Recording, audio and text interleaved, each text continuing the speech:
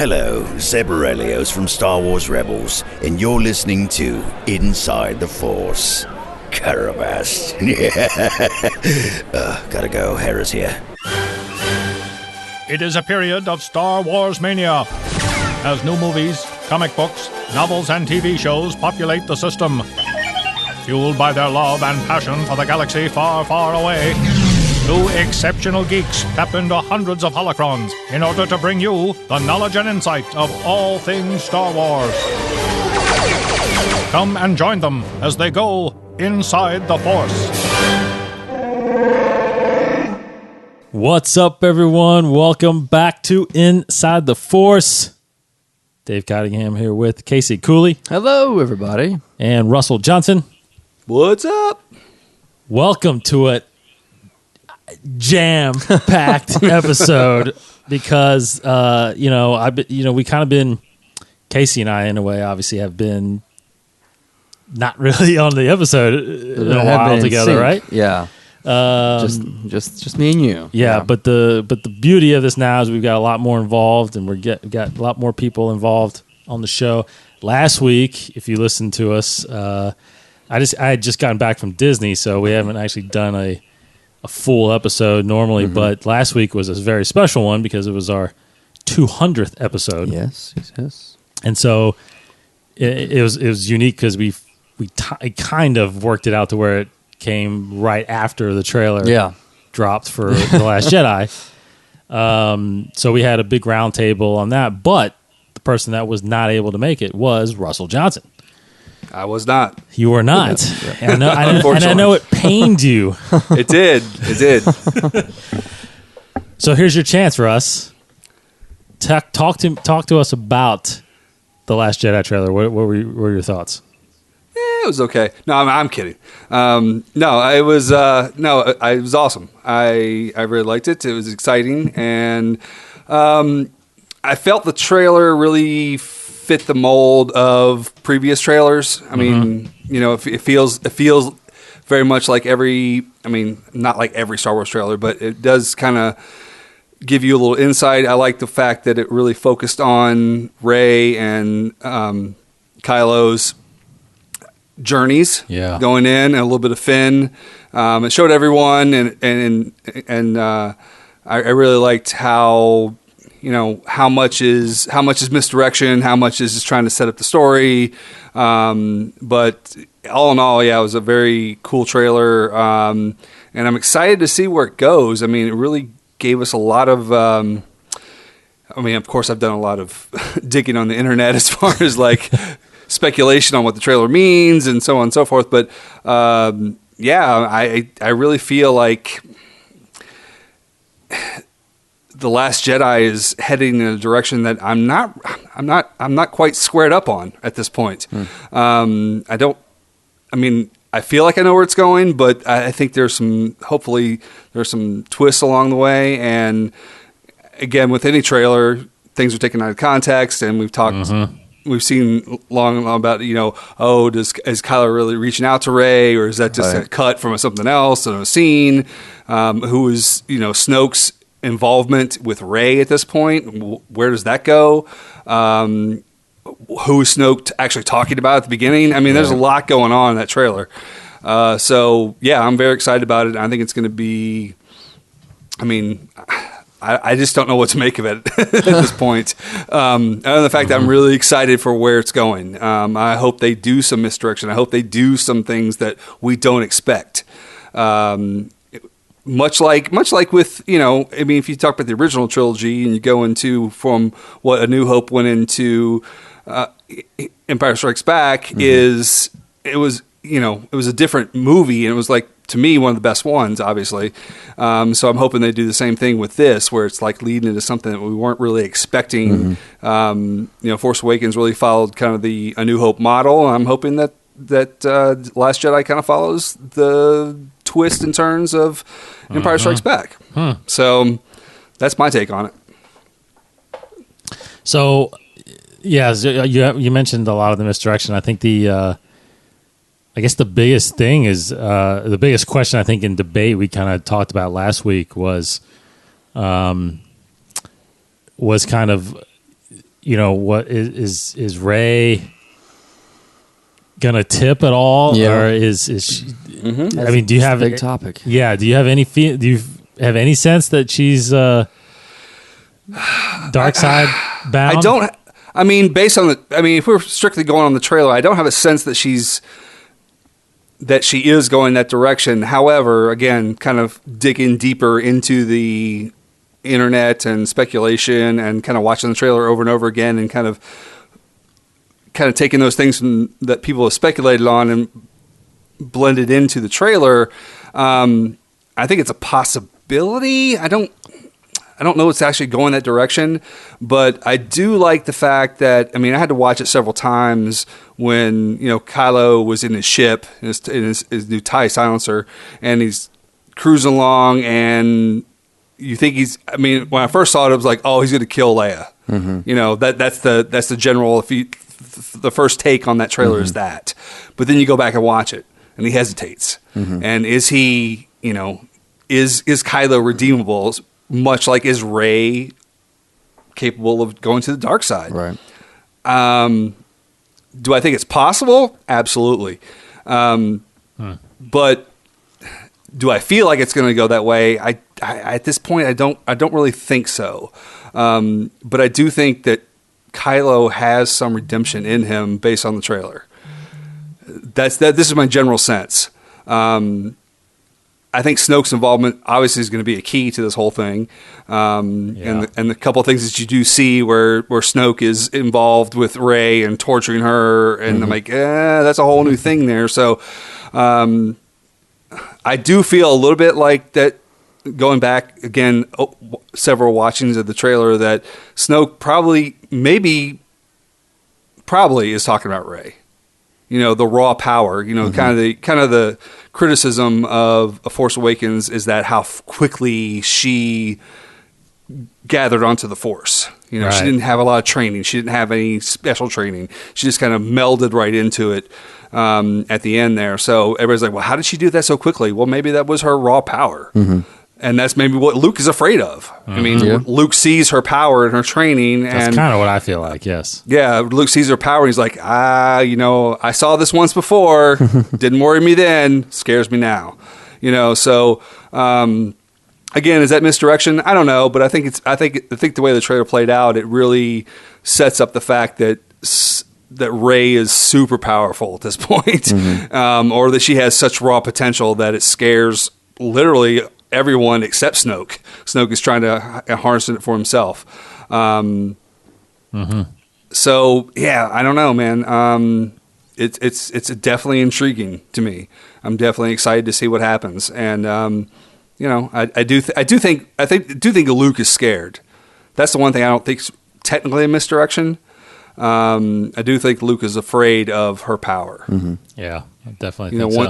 Once he starts to train her and sees that whole scene where she lifts all the gravel starts to lift up, and he's like, "Whoa, wait a second," So I do think that for sure. That's my one thing I'm pretty positive about. Otherwise, is it misdirection? I don't know, but it's definitely interesting.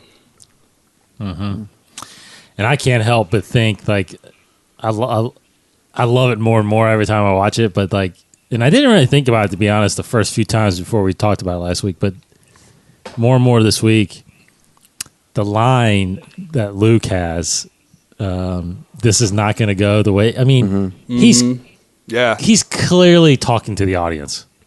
Absolutely. That's in that trailer. Yeah. And so I'm hearing that, and I'm like, I have no idea how this movie's going to go. I really don't. I totally agree. We're going to do, obviously, probably the week before, a big, kind of speculation thing like we did last couple movies, but, like, I'm really going to have to think about it, because I was pretty confident going to The Force Awakens. We were pretty confident going to The Force Awakens. Mm-hmm. Like, we knew kind of the layout of the film, and, man, this one...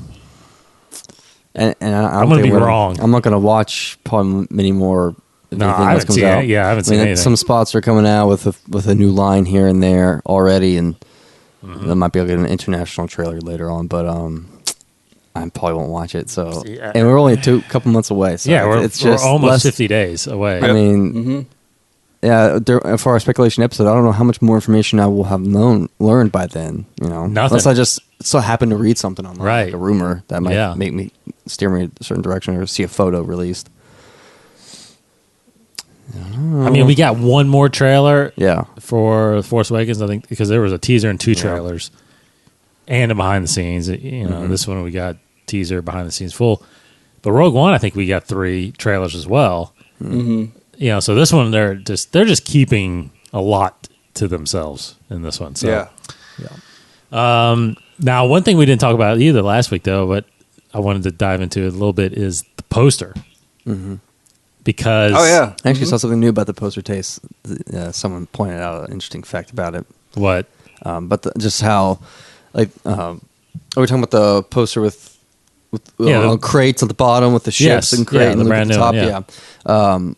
Because how Luke is positioned in the back and the top and the back, and someone pointed out, like, in all the main Star Wars posters, the villains in the back, and that kind of thing. I was like, it's always Vader. But that's interesting. Usually Vader in the background. But the villain is in the back. Yeah, it's mostly Vader. It's mostly Vader in the back, and but this I'm so I'm just blown away by how somebody. Well, I saw it once.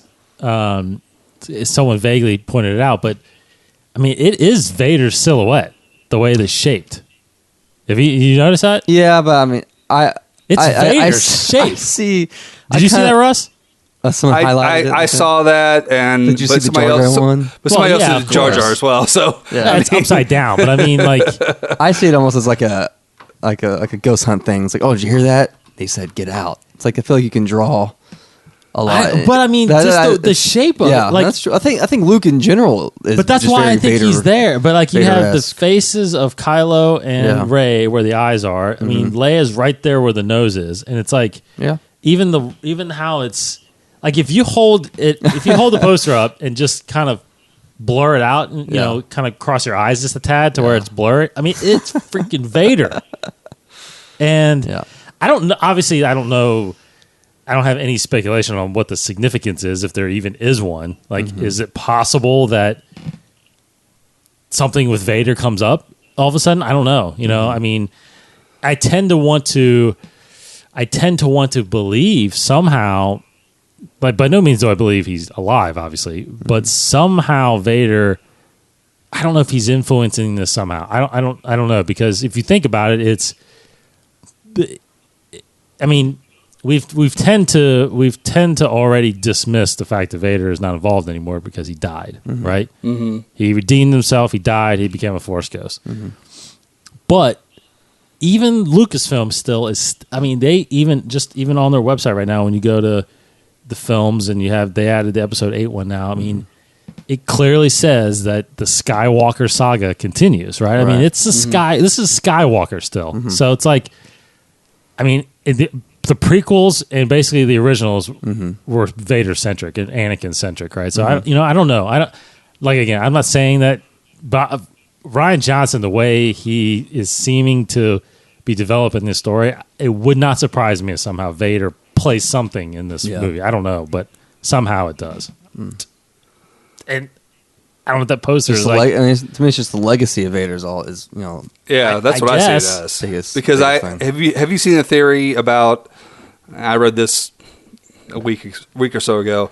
The theory that Rey's heritage, that she actually could be Kylo's sister, and when the Knights of Ren attacked, and she was actually training with Luke when Kylo decided to kill all the Jedi. However, because she is his sister, he was the one who spared her, and that kind of goes back to her whole Force awakening when she grabbed Luke's saber, and he was the one who dropped her off on Jakku and left her there because he wanted to protect her. Right. And that's why he was terrified when he heard there's a girl from Jakku, all this other stuff. So I see it. I mean, I know what you're saying, and I can see that in the picture here too, but, the fact that Luke, Leia, Kylo, and Rey are the most prominent, I definitely feel like that's, it's just Vader's influence on the entire universe.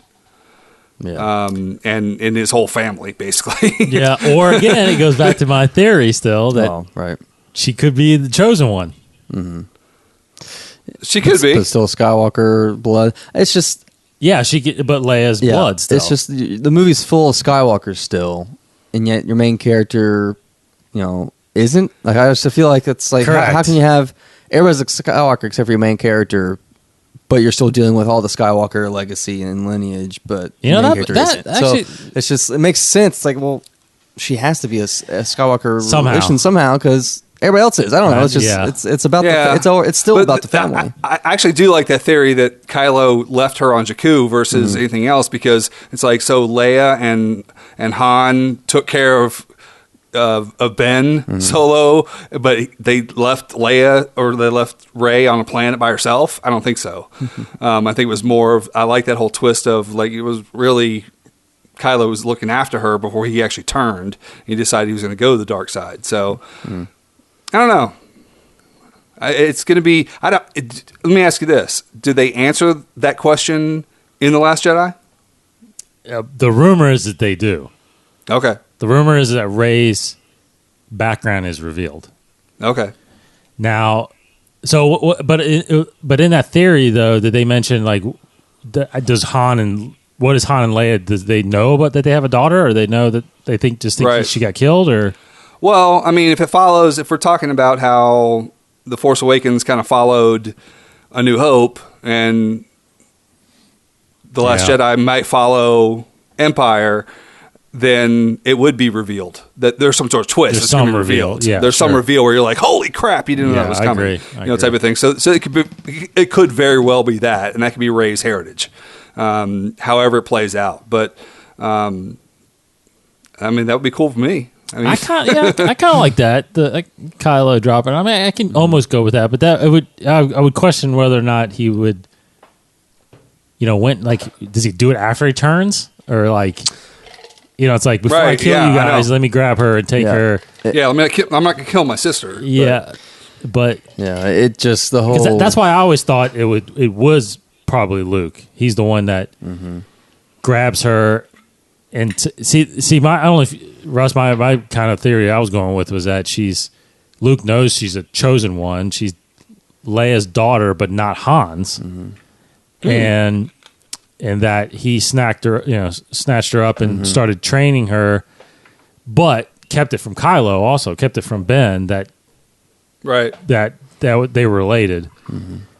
So I kind of feel like maybe. See, I was saying last week, I feel like Snoke is the one that's going to reveal everything. Like, for some reason, I feel like Snoke's going to know or find out, and he's the one that tells Rey who her parent is, or parents are, or where she comes from. Yeah, that makes sense. And then if Kylo I feel like if Kylo finds out the truth, that's what makes him tip back to the light, something like that. You know what I mean? So, right. But I like I can go with the fact that he dropped her off somehow. I think I can, because again, that would actually explain the line in the novel that he says, "It is you." Right. When she catches the saber. So that's I think you can. I mean. I buy your theory as well, though. I mean, I think that I think Luke probably knew, even when he was training Ben, that he had some conflict, right? Because throughout the entire series, everyone's been like, "Wait a minute, you're not." I mean, even with Anakin, it's like, "Hey, something's going on with you." Yeah, sure. I mean, I can sense it. They're not like totally oblivious to the fact that they're having struggles within. Their training or whatever. So maybe Luke saw that too with Ben. He's like, I'm not quite sure about this type thing. So, I mean, I can buy that too with Luke taking Rey away as well. Yeah. Well, like we said, I think it's 55 days or something like that. And we'll find out. 55 days. 55 days.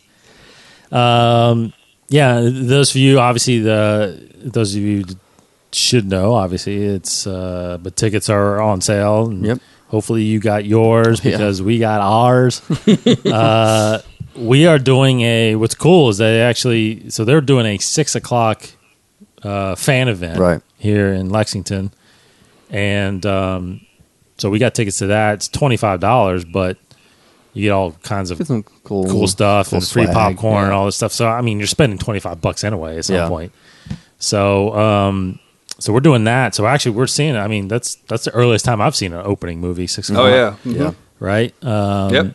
So because I remember Casey mentioned, because I was like, I think they got this double feature going on, because there's also a double feature at select cities. Force Awakens first, and then I'm like, but Casey brought it up. He's like, I'm not going to be watching The Force Awakens while everybody's watching The Last Jedi. Exactly. We're sitting there waiting. Okay, hurry, come on. I've seen it. Everybody's tweeting like, what's going on? No, we get it. All right. Yeah, and I'm not getting spoiled this time. Yeah, I was about to say, you need to stay on social media, Russ. I'm staying on social media this time around because I was spoiled. And to this day, I still do not follow the person who spoiled it for me. So, just letting you know that right now. Good. All right. That's a tough thing to forgive. Yeah, that's tough. It is very tough. I was my gosh, upset.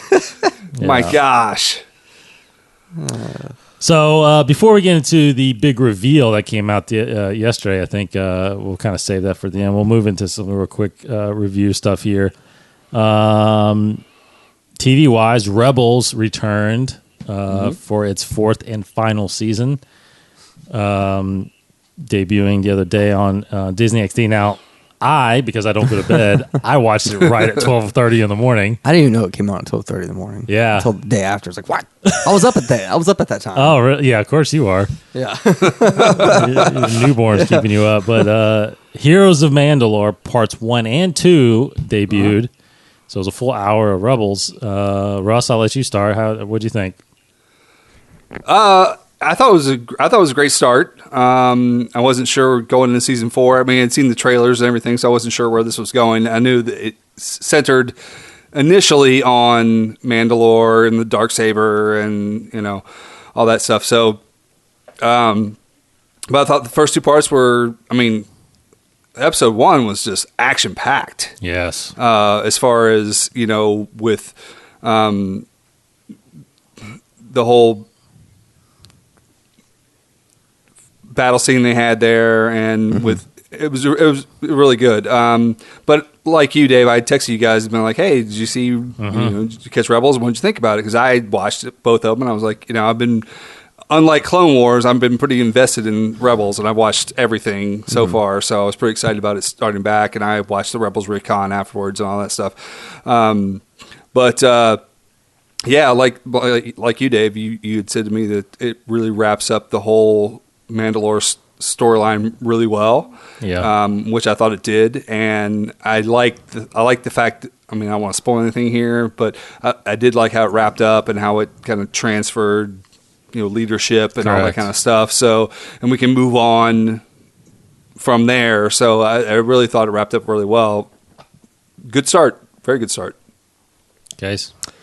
Yeah, equally. Yeah, echo that. It's still a good. It was a good start. I never expected, just from the beginning of the show, that we would get this much of Mandalorians. Like, I always knew Sabine was a Mandalorian, but I never thought that she, as the type of character she was, not the main character, that is, or even the second or third main character, that she'd become such an important character to the show that she is now. Like, I never thought that we would get such backstory with her and all this exposition with Mandalore and her backstory as her time in the Imperial Academy. Like, so she's turned out to be, one of my favorite ones of the crew, and these 2 episodes were fantastic. Like, I've always loved Mandalorians, and like to get all their culture about it, and finally get to see her father and all this kind of stuff. It was really, really fun to see that, and really fun battles, and it was just very exciting. I'm glad that once again, Filoni has closed the chapter on a story that he didn't get to finish with Clone Wars. Like, we got a lot of stuff with Mandalorians, awesome battles in Clone Wars, and with Duchess just Satine and all that stuff. And once again, this closes that chapter, and we can move to the next kind of arcs of this last season. And it was really funny too. Like, I just Ezra, it was interesting. I mean, we already started to see some of the romantic moments between Hera and Kanan, which was, we got that in the trailer. We haven't seen that at all really in the past 4 seasons, although we've always known about it. But now we're already I think this was that first episode. Or maybe I can't remember if it was the first or second episode, part 1 or part 2, but already seeing it. So excited to see how that will blossom and how that will factor into the whole arc of the season. But good first 2 episodes. Yeah, very good wrap up to that whole thing that ended last season with Darksaber. But I'm just the one thing I pull from this is what's just very interesting is I feel like with all the Star Wars knowledge I feel like I have, it's always been, at least I feel like it's always been pressed upon that the Mandalorians are this like ancient race. That's how they were, like, in the EU, like correct, thousands of years old. But they're really keeping them as a modern civilization still. Yeah, there's a lot of clans. You saw at the end. It's like it's a full world of Mandalorians now. Similarly to, I hate to pinpoint like in our world, like the Middle East, they just fight each other all the time, and they're not living civilized, right? They're just trying to outlast each other. And of course, you had the whole Death Watch storyline in the Clone Wars that was like the really, really bad clan of the organization, which that's where the Darksaber was introduced. Right.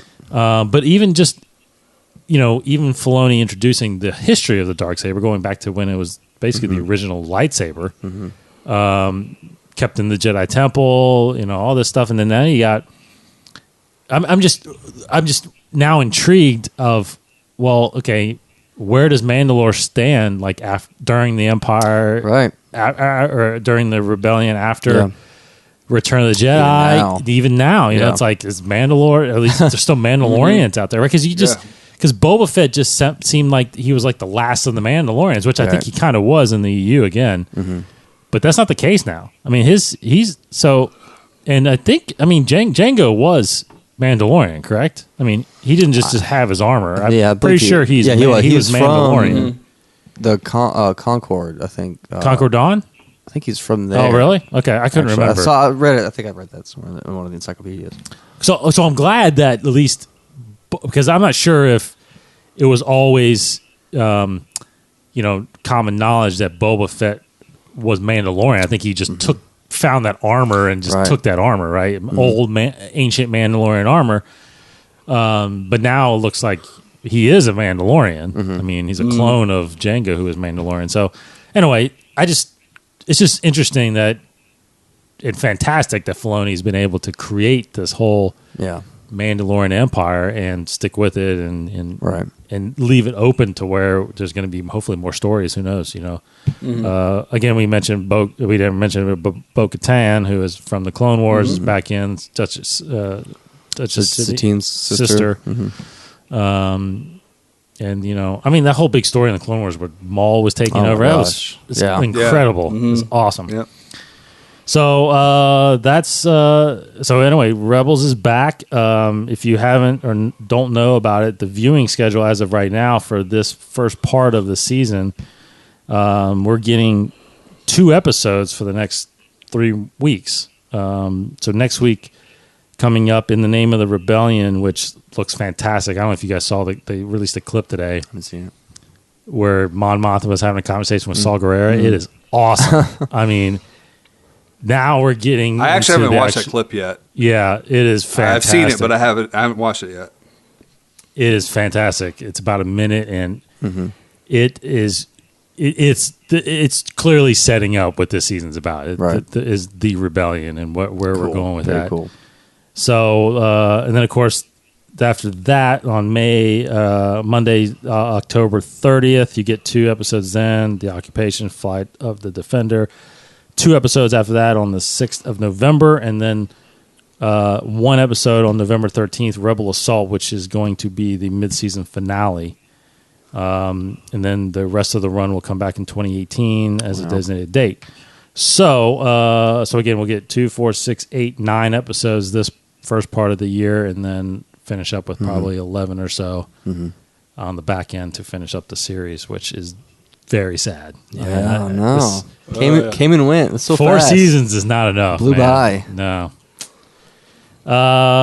Okay, so Rebels again. Go watch those episodes if you haven't seen them, and then we'll be back next week to talk about In the Name of Rebellion. Okay, on the comic side, Russ, let's talk some comics that you diving into a little bit. There's a lot going on. I'll quickly say that I had no idea. I don't know how I missed it, but I missed Journey to the Last Jedi, Captain Phasma number 3.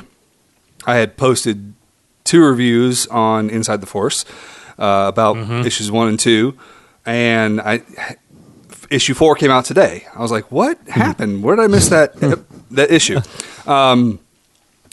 However, I went ahead and picked up those 2 issues and read them both, and I'll have to say that if you are, I'm trying to summarize this in a very kind of succinct way, but if you have any, based on The Force Awakens, if you have any idea of, you had any expectation of who Captain Phasma was, or, her strategy, or, we all know she's very strictly by the book type military person. But going into this little miniseries, this 4-issue miniseries, which ended today, and it literally leads right into The Last Jedi. All I can say is, without spoiling anything, is that Captain Phasma is a survivor. And she even says that in the book. But she does stuff that I did not even see coming. And, she is as ruthless and as single-minded in her military direction as she is in her own survival. As ruthless as Vader. I'm not even kidding. And the way the story played out, where she goes and chases after, I guess, Lieutenant or Lieutenant Rivas, who was the one person who knew that she is the one who let down the shields for Starkiller Base. In the movie, it seems like it's very kind of you just don't really get a sense of who she is and her motivations. Yeah. Now, if you read the novel, which I have not read yet, because in the comic book, we get a little bit of her backstory when she was a child. And it's not really spelled out explicitly, but it's in there. And I was like, oh, what I've read in the comic book, I really want to go back and read the novel on her. Because it really explained a little bit about her upbringing and her survival skills. And I tell you what, it leads right up into, she's literally at the end of the book of issue 4, she's with General Hux. She's telling him her story, her version of the story from Starkiller Base to how she got back to the fleet. And Hux is like, if anyone survived, it was going to be you, type of thing. He totally believes her story when she records it into her recorder. And her total debrief and going back into it, and it leads right into, hey, you survived, we're moving on, going to The Last Jedi. So if you really didn't get a sense of who Phasma is from A Force Awakens, this little miniseries really gives you an in-depth look of her character, and it's brutal. It's brutal. She's not she is not one to hold back or not be self-sufficient or, again, a survivor. So I highly recommend this book. The art is beautiful, the story is great. Highly recommend it. So cool. Be sure to check that out. And then Poe Dameron, which is now on issue 20, believe it or not. We're leading up, and now issue 19 kind of wrapped up the storyline that was going on. But 20 starts off with the search for Lor Santeca. And again, not trying to give too many spoilers away, but Lor Santeca is back on the vaults of the... I'm at a loss here for who these people are. But he's basically arrested for trying to... He's finding an artifact in a vault that he's arrested for, and the whole story really kind of sets up for Leia or C-3PO finding out, based on the information they got from Gracchus the Hutt, about where Lor San Tekka is. He scanned and he found out where he is, trying to get that information to Leia, and Leia trying to refer that to the Black Squadron and Poe Dameron to bust him out, basically. And there's a little bit about Snap Wexley and his relationship with another pilot in the Black Squadron, and how that she's trying to break off her relationship with Snap Wexley because, you know, in war, the Jedi have no connections, they have no relationships, they kind of, you know, separate themselves from all that stuff. Yeah. So he's really, it's interesting because Snap Wexley's kind of like, oh great, we got to be Jedi now. You know, no, we're not Jedi, but you know, we have to follow that kind of code so we don't hurt one another, type of thing. So it really sets up for moving into I mean, the first issue, this issue 20 doesn't set up like right where Force Awakens picks up, but it's leading that way. So we're now seeing Lor San Tekka brought into this whole universe from the beginning, like where he started, and hopefully where we're going to lead for the Force Awakens. So a solid issue, really good. So I highly recommend, if you want to kind of fill in those gaps, these books are doing a really good job of filling in those gaps. Yeah. Sweet. Yeah, and on top of that, like, definitely the Phasma novels is next on my list. I should be able to get through it before the movie comes out. I'm right now in the middle of From a Certain Point of View, which I'll talk about in a second, but I'll do a quick review real fast on what I finished last week, which was Leia. Oh, yeah, right. By Claudia Gray. That was... I tell you what, to be honest, it took a little while to pick up, but it got really good, and it's a really good insight into it's a really, really good insight, obviously, into her relationship with Bail and her mother Bria, because Bria is introduced in this. Or not introduced, but is just highly involved. And you find out, again, I'm trying not to spoil too much, but you find out actually that she was as involved in the rebellion as Bail was. Yeah, that's cool. No, And, nice. yeah, and you really find out Leia's first, how she discovered the rebellion, Right. how she got involved more. Because this is when she's 16 years old. When you turn 16 on Alderaan, you have to go through kind of a rite of passage to earn the title of princess. So she has 3 things she has to accomplish. And by doing that, it kind of takes her around, and she ends up finding out more and more about the rebellion, blah, blah, blah, blah. So anyway, but there's some interesting connections, obviously. That's why it's part of the whole journey of The Last Jedi. One of her travels takes her to Crate. So there's an introduction of Crate that's connected to the Last Jedi. But yeah, it's the only part that made me confused, which I think I've mentioned to you this, Casey, that I got to figure out is that, she's 16 in this book. That's 3 years before New Hope, roughly, right? She shows up on Rebels in season 2. Right.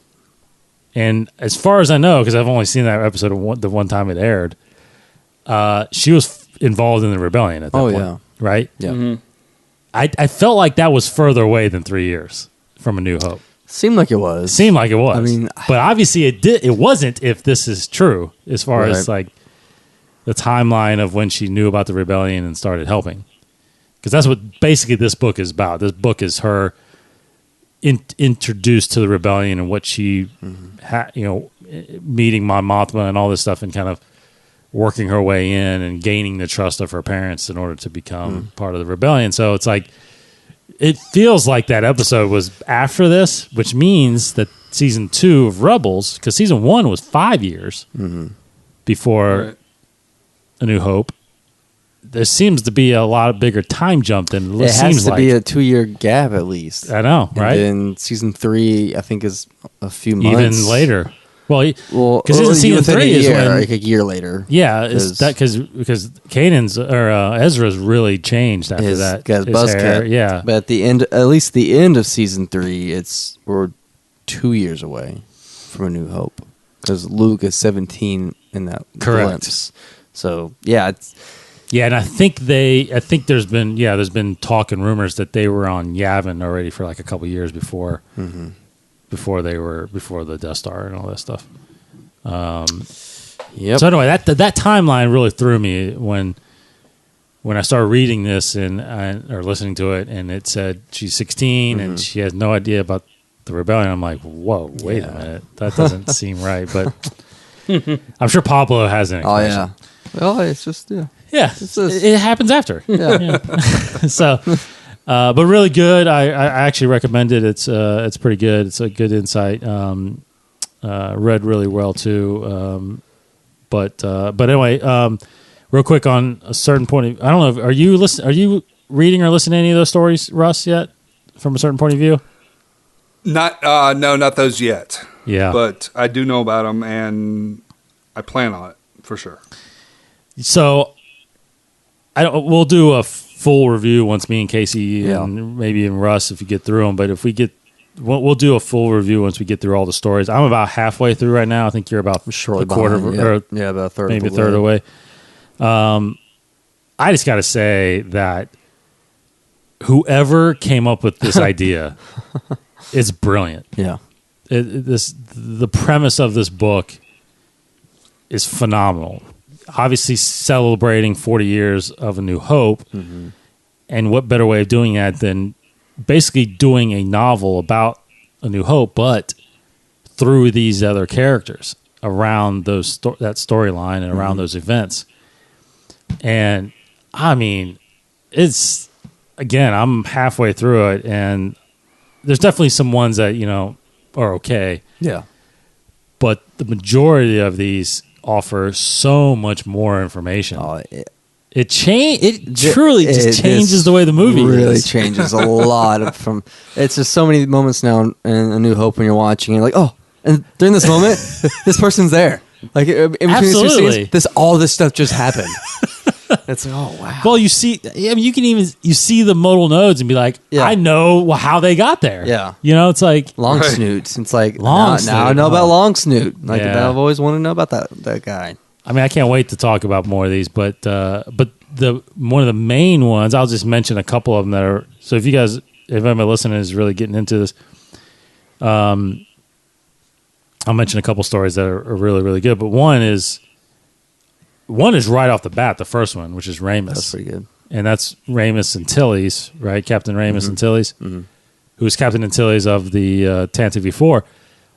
If you want or need to know what happens between Rogue One and A New Hope, there it is. And I got to tell you, there's not a lot of time. No, it's a short one. Yeah. So that's really, really good. Again, it's A New Hope told through these other characters. The red one was really good, which is R4. That's pretty fun. Yeah. It's really cool because it's droid talk. Yeah, but you hear what they're saying, right? You understand what they're saying. Yeah, very enlightening. Yeah, you get a personality of R2-D2. Yes, absolutely. Okay. Blown away by Master and Apprentice. Yes, indeed. That changes a lot. I'm not going to spoil anything except that Qui-Gon is in this. Yeah. That's all I'm going to say. Yeah. Nice. Yeah. There's a really long one that was interesting where it was the Cluehorn Cantina Caper. Yeah, I need to read that one again probably. That one is again, that one, even though it's a short story, but it's like it's a long one. It's a long one, but in the beginning it is a little rough to get into, but the way it plays out, it involves so many characters in the cantina. It's awesome. And then of course like you just said, Secrets of Long Snoot. I think it's pronounced Lena. Lena was. It was phenomenal. I won't even.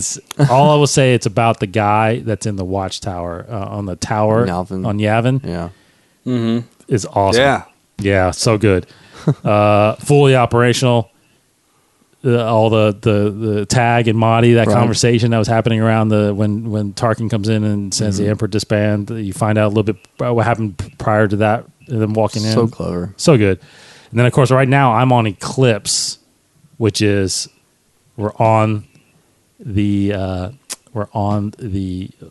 planet of Alderaan with Bail and Bria.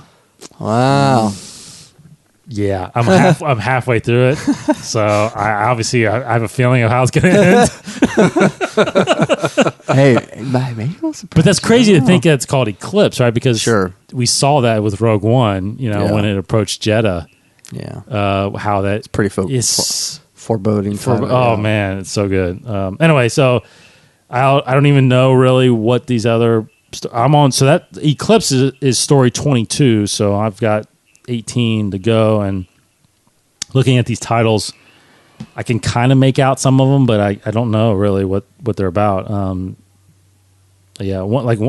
called Palpatine, so obviously it's Palpatine.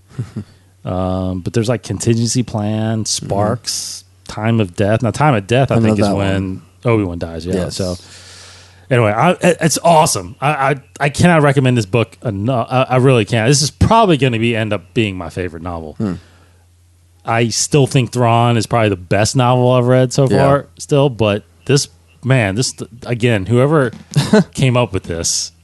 I just hope they do it for 5 and 6. You think they will? You think they will? I think that'd be. I want that to happen. I need that to happen now. Now I know what I've gotten from this so far. We have a couple of years, about 3 more years before the 40th. The 40th of Empire. Yeah. So could 3 years to go and start working on it. Probably. Yeah. Well, it makes you wonder how long this took to do, and I wonder, how many stories that they X'd out to get to this 40, because they had 50 or 60, 70, 80 stories. On any kind of story anyway, it's awesome. Yeah. So I have to admit that it's a hair painful for me.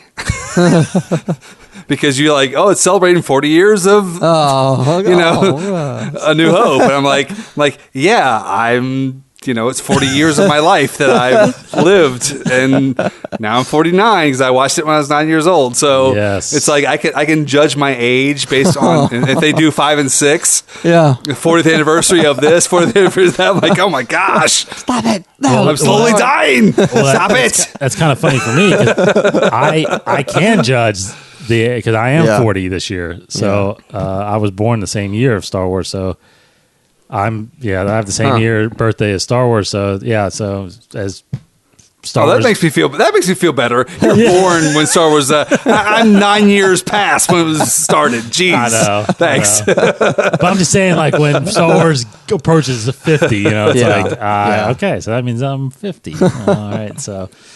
And I'm almost dead. So shit. At that point, we got to go till we're 100 because we got years and years of Star Wars. Oh yeah. Okay, so after that, let's see real quick. I did want to mention just like one. Okay, well, I did want to mention just one slight news before we get into the main, but it is related to Ron Howard. Do you guys know about this whole Tag and Bink thing? I heard about it today. Yeah, I do not know about it actually. Okay, so Tag and Bink. What's this guy's name? I had his name. Rubio, the writer. Oh man, Anyway, so Tag and Bink was a comic series done years ago by. I'm gonna pull his name up here. Written by Kevin Rubio. Do you know that name, Russ? He's a comic. I think he's a comic writer. Sounds familiar. So Tag and Bink was a comic series that came out in I don't even know if it tells me the year here. It had to have been years ago. The artwork didn't make it seem like it was that much older. Like last 15 years. Tag and Bink, like I said, Mark or Kevin Rubio wrote this. And Kevin Rubio, he wrote and directed. Oh my gosh, I didn't even know this. Should have done my homework. He wrote, directed, and provided the voice of the pioneering fan film Troops. Oh, okay. Oh, interesting. Yeah. So, and then he was later hired by Dark Horse to pen several comics, including Tag and Bink. He also wrote a number of humorous character interviews for Star Wars Insider. So anyway, so he doesn't have a comic background besides that. So, still can't find the year of. Maybe Casey, you can look up the Tag and Bink here. But anyway, Tag and Bink are basically these two characters. So this is a whole. It's obviously not canon. It's a whole spoof, Star Wars spoof. But Tag and Bink basically were rebels on the Tantive 4 when at the beginning of New Hope. When a couple of the stormtroopers were dead, they actually changed into the stormtrooper gear so they could survive, right? So so they wouldn't be mistaken as rebels, basically, and get killed, right? Mm-hmm. So then all of a sudden they get taken off as stormtroopers, and they basically the comic follows them throughout the original trilogy as they're like the guys. I think they're the guy. He's one of them, the ones that bumps his head on the. The door, and they end up being the two. They actually end up being the two Imperial guards in Return of the Jedi in the throne room. Oh, right. So really? that was Tag and Bink. That was a part of the huge moments. Like there's somehow they were involved in all the huge moments, kind of like Forrest Gump in a sense. Like he shows up in all these different areas. So that was the comic series. But anyway, Ron Howard tweeted out a picture today. Mm-hmm. And Kasdan, Lawrence, what was his name? John Kasdan, the co-writer? Yeah. So John Kasdan was a huge fan, is a huge fan of the Tag and Bink. So he put two Imperials in the movie, apparently the Han Solo movie, and they named them Tag and Bink. They're made canon. Made them canon. Wow. Yeah, the first issue was in 2001. 2001, yeah. So it was a while ago. It was 15, 16 years ago. Mm-hmm. Yep, they're in the movie. Yeah, so now they are canon. Now, obviously, are they the background of those guys? Who knows? But it was Ron Howard in a picture, and then John Kasdan actually plays one of them. He's he's Tag or Bink. I can't remember which one he was, but he's dressed up as one of them. So anyway, I thought that was cool. But it was John Kasdan and the first assistant director Toby Hefferman. Yeah, so they play Tag and Bink.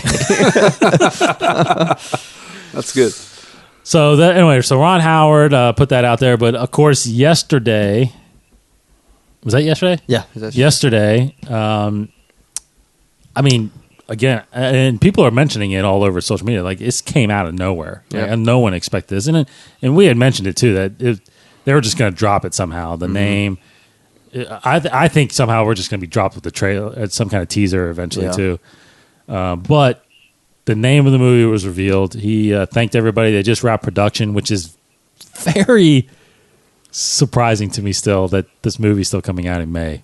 Yeah. But because production just wrapped, and so he reveals the title of the untitled Han Solo film to be Solo. Case? Yeah. Solo. What's your thoughts? Story. I mean, I wasn't shocked and like, oh wow, like I don't know. It's not. But that wasn't even in my top 5. Like I really didn't think they were going to name it after him. I didn't know what kind of creative title you could have given him. Unless it was like smugglers something or scoundrel or something like that. Scoundrels would have been awesome. Yeah, scoundrels. The smuggler would have been good or something. Yeah, but like when Rogue One was that title was released, I wasn't freaking out necessarily. That was a cool title. It's like, oh, okay, and it got me thinking about it.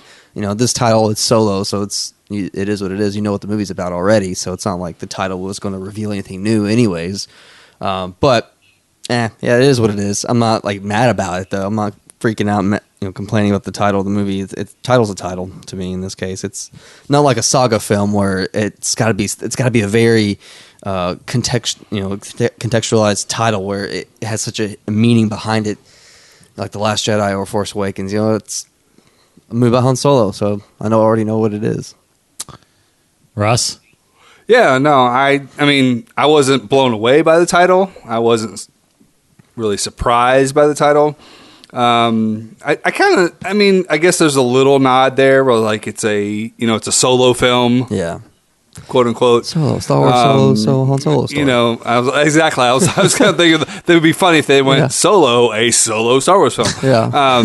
But I wasn't blown away by it. I think it could have been a little more creative as far as, again, scoundrels or smuggler or whatever like that. But, I'm fine with it. I mean, I kind of like the way the treatment they did the logo. I like the old school look of it, fitting in with the Star Wars logo. So, I'm okay with it. It wasn't, I'm in Casey's camp. I think it was very, surprising, or I'm not really upset about it at all. It is what it is, and title's a title. So I'm cool with it. Look, I'm not upset by it, but I do feel like I definitely feel like after all this time, you couldn't put this out there months ago. I know. Yeah. Like, well, you're right. All right, here it is. Because they kept saying untitled, thinking like, and honestly, it just portrayed that they were really thinking about the title. Yeah, no. Okay, what are we really going to call this thing? And part of me feels like because of the change in direction that, okay, well, we need to now look at the feel of the movie to come up with a title. You know what I mean? Because I do think that a title really kind of lends itself to what the story's about. Because of course it's Han Solo, the movie's about Han Solo, but what is the story? There's obviously a story there.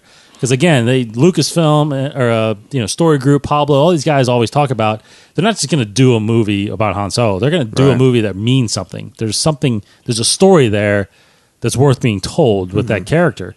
And of course, obviously, do it where you're recasting Harrison Ford is even a bigger step. But so my feeling is that when we got Rogue One, we got that before we even saw really anything. We knew it was Rogue One back before, but they had concept art, and it was Rogue One. So it's like, I mean, I'm just thinking, you were really thinking about a title, and then all of a sudden you just come up with Solo. So that's the only thing I'm not mad about. I'm just thinking like, I wonder what that story was. Like, why did it take so long to reveal it? Did they honestly always know it and be like, you know what, we're just going to keep calling it the untitled Han Solo? It's like, it's funny because, I guess the first thing we got was Red Cup, which is Solo from Solo, right? Yeah. I mean, that's the first thing Solo Red Cup story. Yeah. So it's like you had the title then anyway. You were kind of saying it then anyway, but I don't know. I just felt like there would have been some kind of name that wasn't because I feel like it's not just it's definitely Han Solo centric, but there's a lot. I feel like there's going to be a lot of backstory with Chewie. There's going to be a lot of backstory with Lando. We're going to know more. Obviously, we're going to introduce to Woody Harrelson's character and Emily Clark's character. So, I mean, this is still an ensemble cast, and I just felt like you could have whatever his journey is in this. You know what I mean? Or I don't know. No, I thought you could have called it something like Rise of a Scoundrel.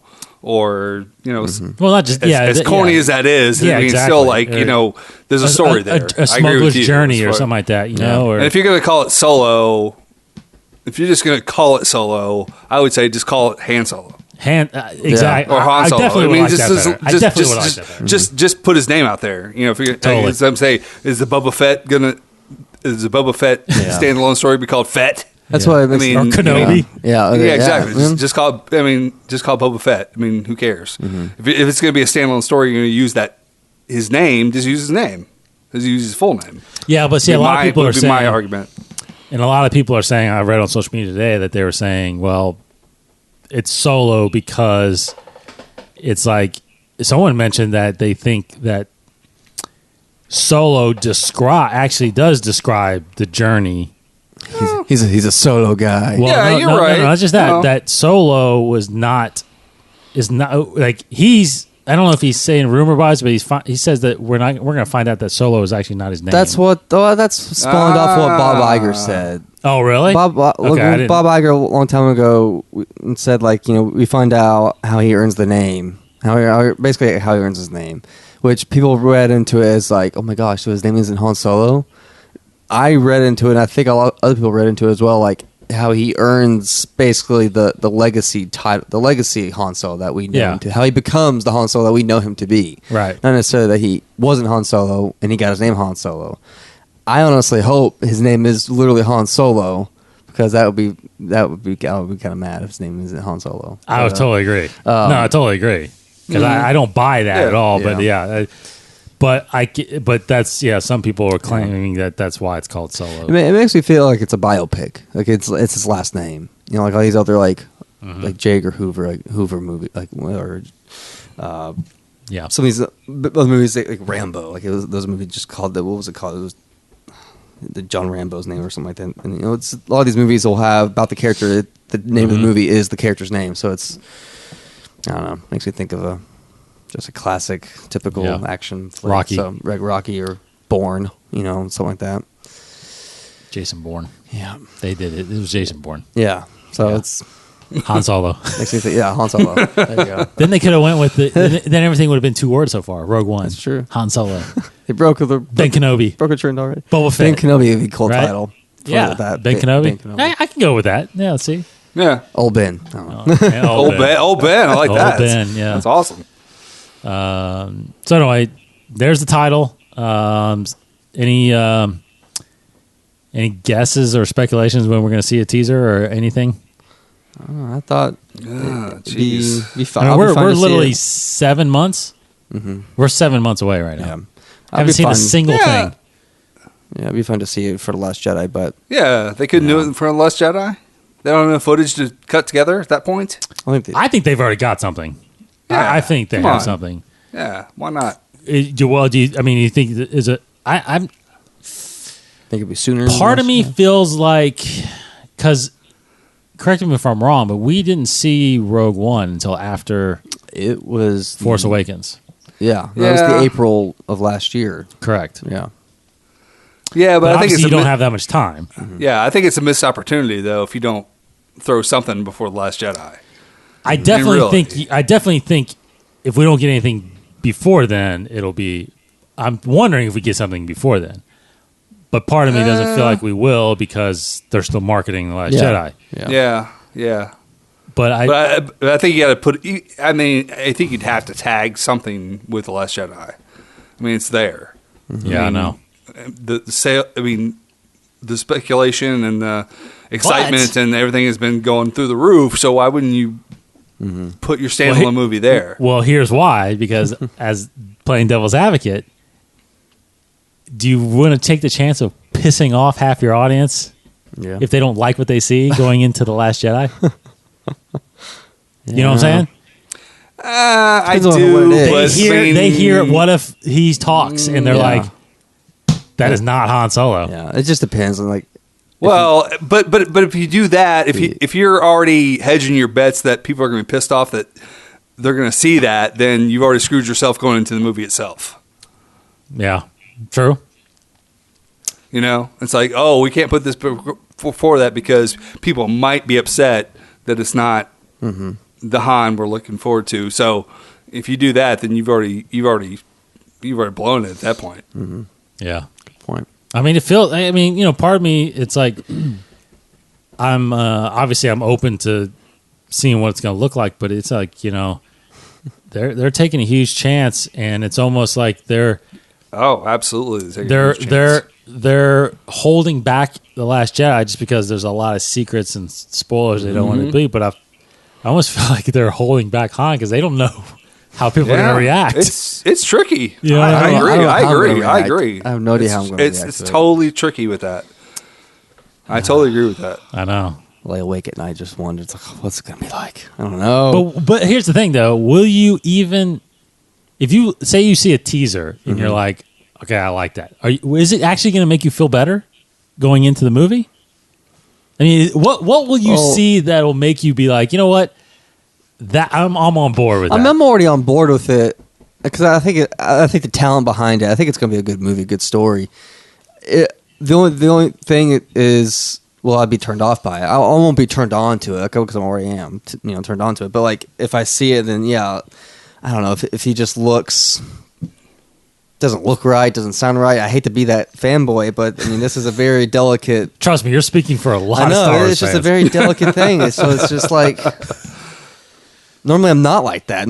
But with this, it's very treasured. So it's just, yeah, they got to do it right, which I'm sure they will. It's Lawrence Kasdan, it's Kathleen Kennedy, but still, it's Ron Howard. Ron Howard. It's a I feel like I'm on board either way, honestly, because like if I see a trailer, I'm like, oh, that's awesome. They've done a good job of it. I'm ready to go see it. But if they show me something, I'm kind of like, I'm not really sure about. I'm still going to see it to make sure they didn't screw it up. You know what I'm saying? So I'm like I'm on board either way. I mean, I hope I'm on board with the way that I'm really excited about it versus like I don't hope they don't screw it up. But either way, I'm going to be there to see it.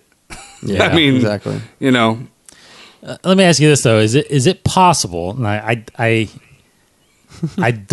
by no means believe this, but is it possible that I don't even know if I'm going to answer that. I'm just thinking like, there's no way that they would market it as, obviously not in the movie.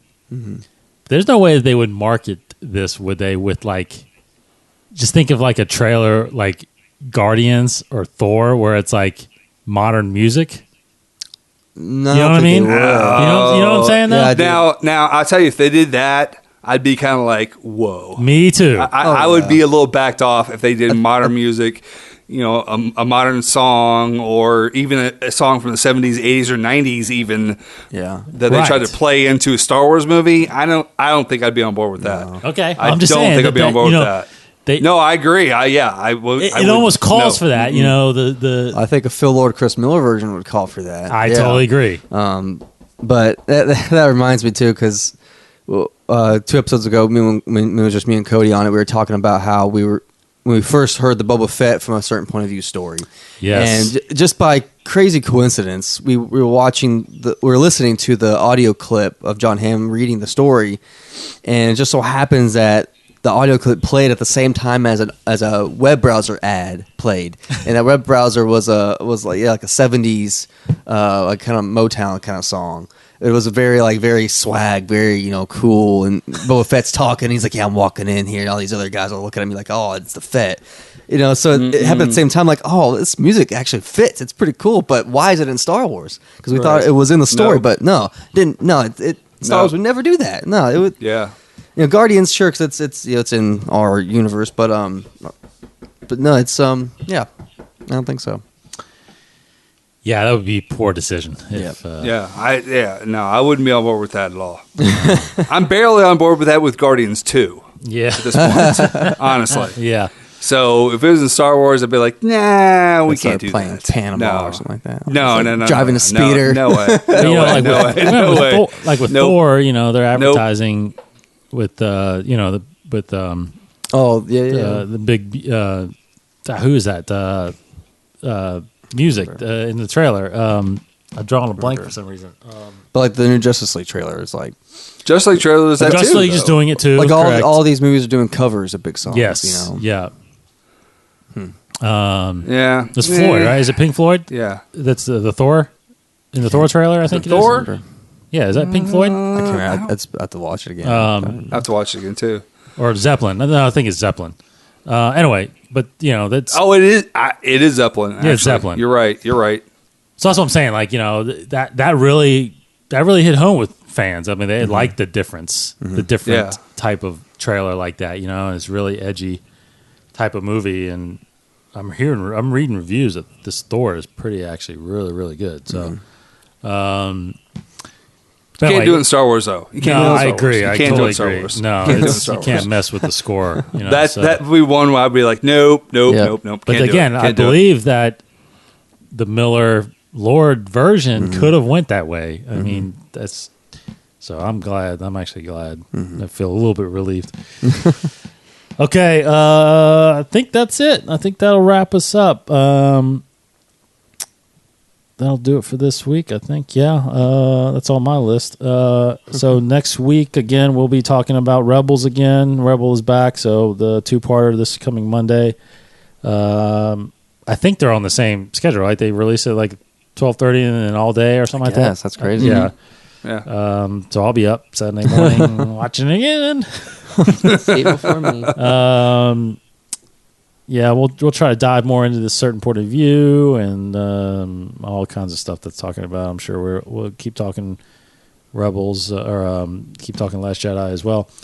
Of course, go to our YouTube channel to check our journey to the Force to the Last Jedi with our commentaries and trailers. I do apologize for the delay in The Empire Strikes Back this month. I'll just go ahead and tell everybody that we had Chad Perkins, who was doing the commentary with us for The Empire Strikes Back. God bless, he's okay, but he was in Vegas during the shooting, working the concert. So obviously that has delayed a little bit of having him back here with us. I went on vacation, so it was a big early hard time for us to get together early October. But we do plan on still doing that here very soon, probably this weekend, and then we'll knock it out, get the commentary out to you next week. I'm going to go ahead and release the trailer as soon as I finish the sound on it, but I got it pretty much done, so I'll get that out there, and again, we'll put the commentary out. So the current one now you can see is A New Hope still with Russell Johnson on it. Yeah. Hey, check me out. I'm still there. Yeah, he's still there. And again, we'll get Return of the Jedi still out in November, and then we'll get The Force Awakens out first part of December before The Last Jedi comes out. So we'll wrap all that stuff up. Again, Chad is alive and well and back here in Kentucky and with us, so everything worked out. Again, well, actually, we were going to do it this week, but our gear is still our gear is still we didn't have a camera to shoot it with. Our gear is still at the site, so for all those you know anybody out there, prayers to you guys. All right, so thanks very much for listening. Thanks, Russ, for getting on the show today. Thank you very much for having me. I'll have a review for Poe Dameron 7, number 20, Sweet. And Phasma 3 and 4. Wrap up the miniseries on the website very soon, so check that out. Awesome. Speaking of, I actually read the sidebar, Russ. Did you ever have you read any of those IDW just started their series, Star Wars Adventures?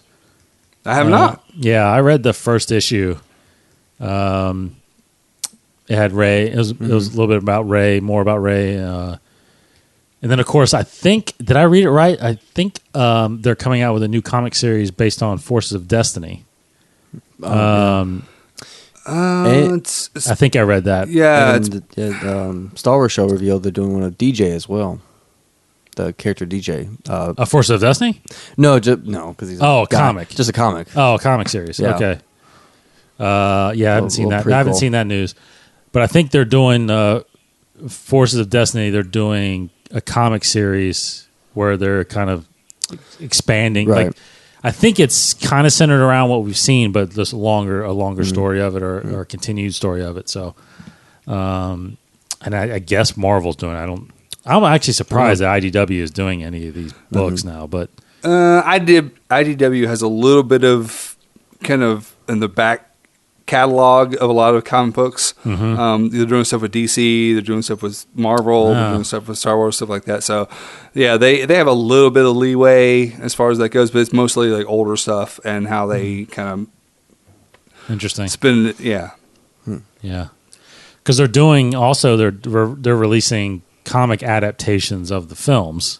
Mm-hmm. So it's like there's one from Marvel of Force Awakens, and then there's one from IDW, Weird. Force Awakens. So I was actually going to read them both to kind of see what the difference was, but obviously it's mainly art. Yeah.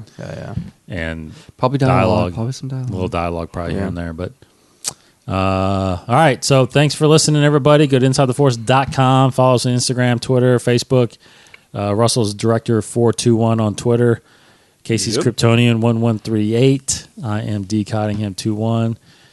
Go to listen to us on the website or subscribe to us on iTunes, Stitcher Radio, TuneIn Radio, Google Play. And, of course, our RSS feed is right there on the side if you want to subscribe there. So thank you all. We will be back next week for Russell Johnson.